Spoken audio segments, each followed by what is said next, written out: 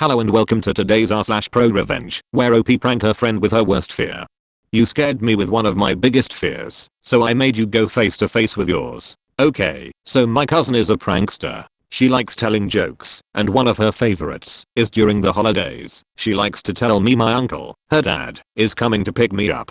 If I'm being honest, my uncle is not a nice man. He yells at me and everyone for everything. He lies about people to make them look bad and him look good. He makes fun of me for being overweight. He's very verbally abusive. It's gotten to the point where I've pretty much grey rocked him, which is basically no contact. And her favorite prank is telling me that he's coming to pick me up, to take me to family gatherings, which I usually avoid going to if he's there. And 2 hours in the car with him? That's literally hell. So, a couple weeks ago, she lied and told me he called and was gonna come pick me up for my birthday. I felt like I was having a panic attack. I remember crying, hyperventilating. I was pacing back and forth trying to figure some way out of it. And yes, visiting him is just that bad. She started laughing. I told her that's not funny. She knows how I feel about that man. She said, don't you feel better now that you know he's not actually coming? I haven't forgotten that. It's been 2 weeks. I've had enough of that prank. I wanted to prank her, to kinda get her back. I remembered her biggest fear.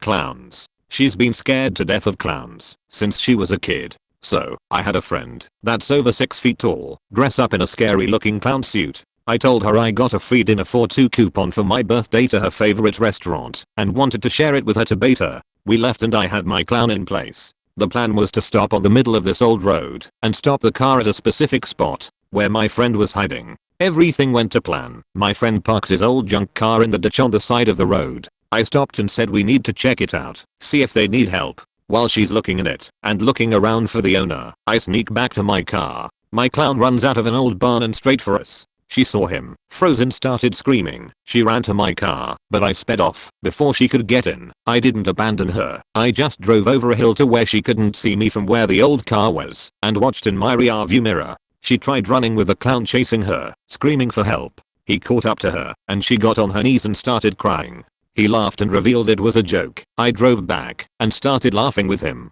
She told me that wasn't funny and I repeated what she told me, the don't you feel better line. She screamed and yelled the whole car ride at me that I cold scared her to death. I told her that's how I feel when she tells me about my uncle. After a lifetime of abuse, I burned everything down and got what I wanted. I don't want to make this too disturbing, but read at your own risk. And it's really long. Part 1. The childhood. My parents have always had a toxic and mutually abusive relationship. Physical fighting, screaming matches, destruction of each other's property, and then a short honeymoon phase. I witnessed it all. It was a cycle. Not only did they abuse each other, but my mother would physically abuse us with regular beatings and my father would neglect us, allowing her to hurt us. We, my siblings and I, would see the worst of it on weekends. They would have events that lasted days, and often argued well into the late hours. My mother would even take us from home out of spite for my father, and have us stay with her abusive family members for days and sometimes weeks. This, of course, would interrupt school and put us behind other students. I would often come to school tired after being kept awake by an incident between them. In addition to that, I was prevented from building meaningful friendships outside of school because of how strict my parents were. I wasn't even allowed to take part in extracurricular activities because they insisted they were meaningless and would corrupt me. Part 2. A child's revenge. I became resentful and angry. I hated that they would torment me and my siblings and then could cuddle and be love-a-dove with each other during the honeymoon periods of the cycle. It disgusted me. By the time I reached my early teenage years, I made a decision to sabotage them at any chance I got. It was easy, since I had been watching their patterns for years. I stole money from my father in small amounts. I destroyed emotionally valuable items from each of them. I threw out food they were saving as treats for themselves. I found receipts of purchases they were hiding from each other and left them out for the other to find. I destroyed clothing. I made each of them think I was siding with them after arguments, getting them to talk to me, and then took their dirty secrets back and forth to increase their distrust of each other. The funny part was, they never suspected it was me. I was just repeating the same behaviors they had already been doing, so they always assumed it was the other one. Part 3. The next level revenge. As the years passed, I knew I would be leaving the household when I was an adult, so I expanded on my plan.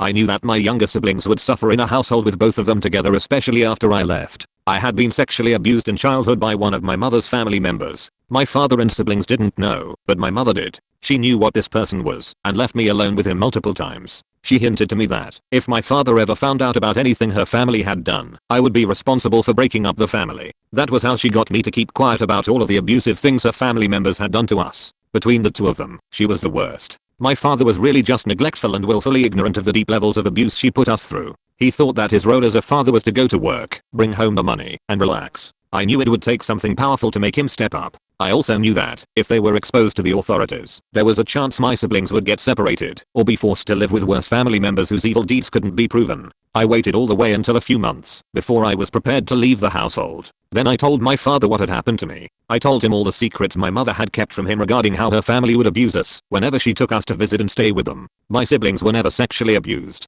but they were beaten and starved. I told him I was only telling him this now because I was planning on moving out and I needed him to wake up and protect my siblings after I left. I told him there wasn't any hope of saving anything with me, but there was still time for the others to still have a good life. He cried. It had the desired result. The news traveled through the grapevine and the family quickly. All of their secrets were out. It caused a divide and shook the foundation of everything. People who had married into my mother's family took their kids away quietly. The family's reputation was destroyed in the religious community as well. I got tearful calls from some of them begging me to forgive and forget. Some accused me of lying, or accused me of enjoying it, and even asked me to take it back. I had successfully set my family on fire. I left on schedule. I cut off contact with my mother. I had extreme limited contact with my father. I talked to my siblings constantly. My father stepped up. He cut my mother's family off and didn't allow them to see my siblings anymore. He divorced my mother a while later, once he had the means to take the youngest siblings away and live alone with them. My mother has extremely limited custody. The older ones had already moved out by that time.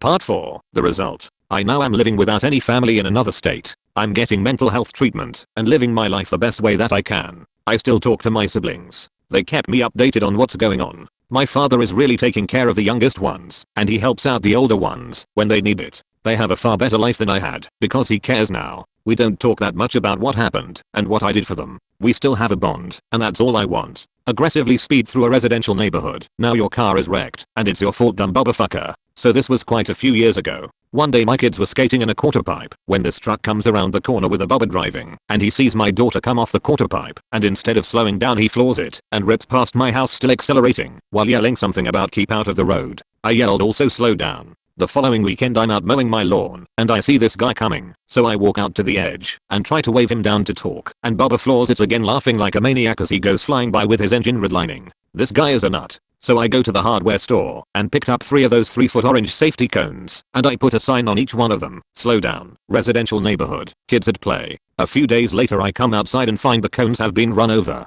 I already know who done it. I'm pretty pissed off. Like really angry. And in that anger I came up with my most brilliant plan. I went to the hardware store and purchased 3 new cones, along with cement and steel rubber. I filled those fuckers with rubber and cement and let them set. After the cones were ready I put them back out in the side of the street by my house with the same 3 signs as before. It didn't take long. 2 days later I'm in my garage tinkering, and I hear that damn truck engine revving up as the bubba goes pedal to the metal. I look up just in time to see his truck steer towards the shoulder to run over the cones. Damn, it was a beautiful sight like none I've ever seen before. He hit the first cone with his bumper and the cone fell forward and rotated the base up towards his engine block and actually lifted the front of his truck upwards as his front passenger wheel made a direct connection with the second cone and launched his truck up even higher in the air. The third cone also made a direct hit on his right tire suspension as his truck came down to a screeching halt. There were fluids running out from under his truck and his passenger tire was angled inwards at a 90-degree angle. Bubba was pissed off and started screaming about how I wrecked his truck and how I'm gonna pay. I yelled back and said, well then let's call the cops and get them out here to make a report, and you can tell them how you were racing down to road and intentionally ran over the safety cones, or I can call you a tow truck. Which will it be?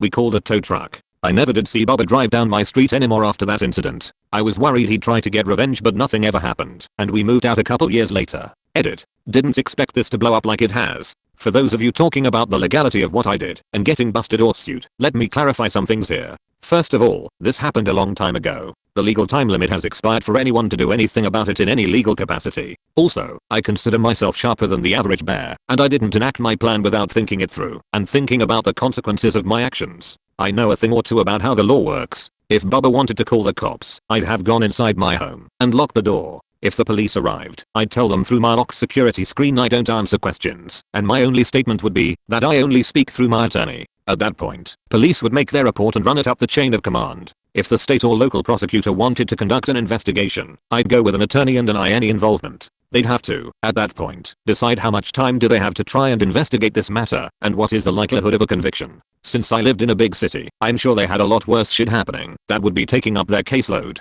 Thanks for watching today's video. If you liked the video you watched, you can subscribe to my channel and like the video for more edit videos.